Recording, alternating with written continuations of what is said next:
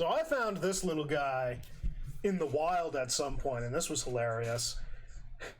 So we're going to read the whole thing verbatim. When we start asking hard questions like, how could penguins from Antarctica have managed the trip to the Ark's location in the Middle East? Believers are quick to respond with, God can do anything. Which then begs the question, why did God need a boat at all?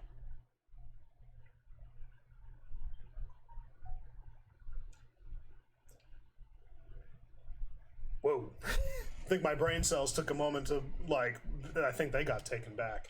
Okay, jokes aside. We start asking, okay, I'm gonna break this down a little bit by bit. So let's start with the top. When we start asking hard questions, this was not a hard question at all. In fact, actually, I'm quite disappointed to say that you probably could have tried a little harder. How would penguins from Antarctica have managed the trip to the Ark's location in the Middle East? I mean, the short answer that you listed down below would work, sure.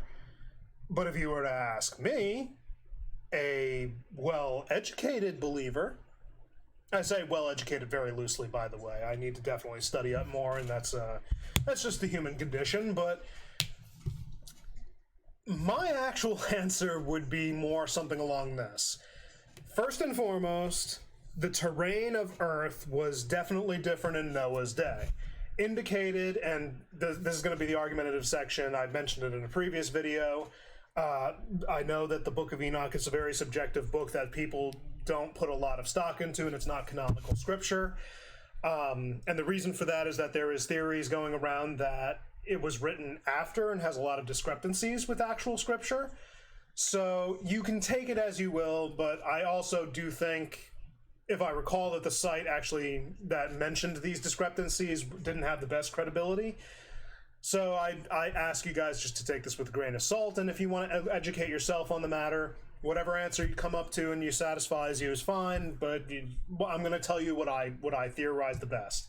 If the Book of Enoch can be taken at full value, they do mention that the environment of Earth was different from the time that we were post-flood. Pre-flood, totally different. But post-flood divided the lands as they were. But even not even talking about the flood in itself, I was going to say terraforming. It's not really the word to use. The terrain in which the world was encompassed. If you actually read the creation story, there was a veil of water above the earth, along with on the earth. Canopy. Say what? Canopy. Canopy is probably a better word. The wife gave me a better word.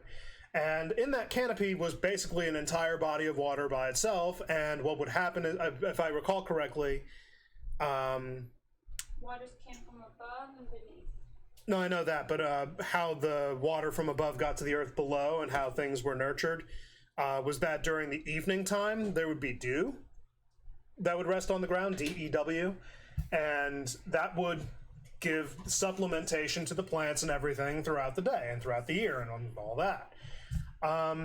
So that was one thing, but another thing is that the temperature and the animals and everything else, they were well regulated. Everything was more or less about the same to a hospitable temperature where everybody, everything was different. Everything was completely different. We are definitely a very, what's the word I'm looking for here? Closed in type of people now. Like back then we had definitely a lot more tougher people. Who are we kidding? The environment was less harsh. Everything was forgiving, and everything was Well, let's put it this way: the environment supported the average age to go above 200. I don't know if the stream can hear you, but the point is that we were able to live longer too. Just to make it a shorthand. Penguins probably didn't live in Antarctica, though. They were probably well versed throughout most of the other area. But let's also quickly point out one major flaw in the argument of, oh, how did it make the trip from Antarctica to the Middle East? Even if that were true, we do realize that it wasn't Noah who had to gather them. It was actually God who delivered the animals to the ark. meaning that when God said, you, and this is talking to each individual animal, I want you to go to this location and I will guide you. He ordained each journey to be what it was. Ooh, thank you for the food. Oh, I forgot we didn't eat dinner. Yeah. But he ordained each... You okay? Yeah. Okay. He ordained each journey, so every animal was just going to make it because he simply willed it to be. So if a penguin had to make that journey, it's not out of the stretch of the imagination that God would have ordained each one's journey, an animal, to make it to the specific location. Which, by the way, I should also mention that if you really think that they were strapped for time, the Ark took 120 years to build. That means that if the penguin was asked of God to make that journey, they had 120 years to do that. Just bear that in mind. God can do anything, indeed. And now comes the biggest... Now, this actually is the biggest question out of the entire thing. Like, that wasn't a hard question. This is actually the hard question. Why did God need a boat at all? It's not actually that much of a harder question. It's just, why did God need a boat at all? I got a little parable to compare this to. Let's say that you and your significant other, or just you in general, go out to a restaurant. You go out to a restaurant... it's all fancy, it's all great, the waiter, escorts you to your table and then decides, and is like, oh, hey, here's the menu, would you like anything to start off with a drink? Yeah, I'll take water. And it's like, okay, I'll go get you some water. So he goes off and, he gives you maybe a dirty look and you're like, oh, that was weird. So you're looking through the menu and they have everything. They have seafood, they have steak, they have pork. It's a fancy restaurant. They have everything and anything. But it could be a decently sized menu. It's got every choice that anyone could ever really realistically want. So he comes back and he says, okay, are you ready for your order? And you say yes. And he's like, okay, so what will you have? And then he gets ready to write it. And then you're like, I would like the filet mignon. He stops dead in his tracks and gives you his stare.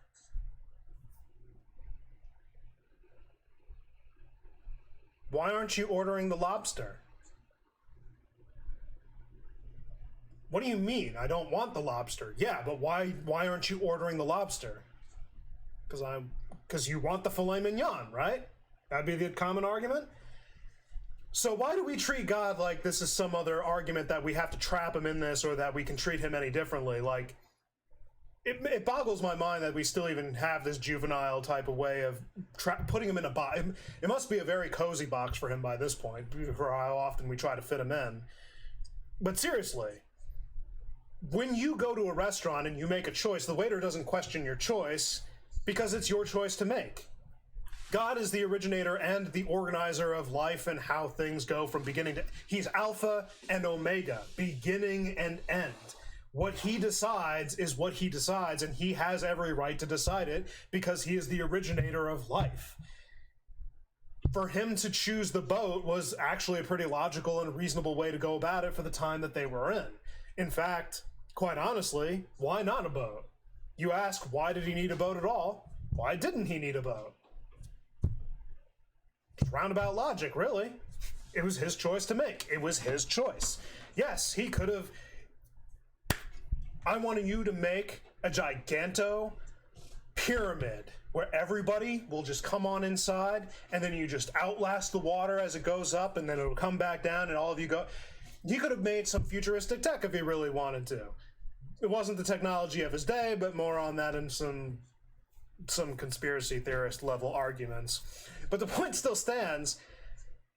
He can make whatever choice he wants. Why does that have to determine whether or not there's any legitimacy in him? He chose the boat.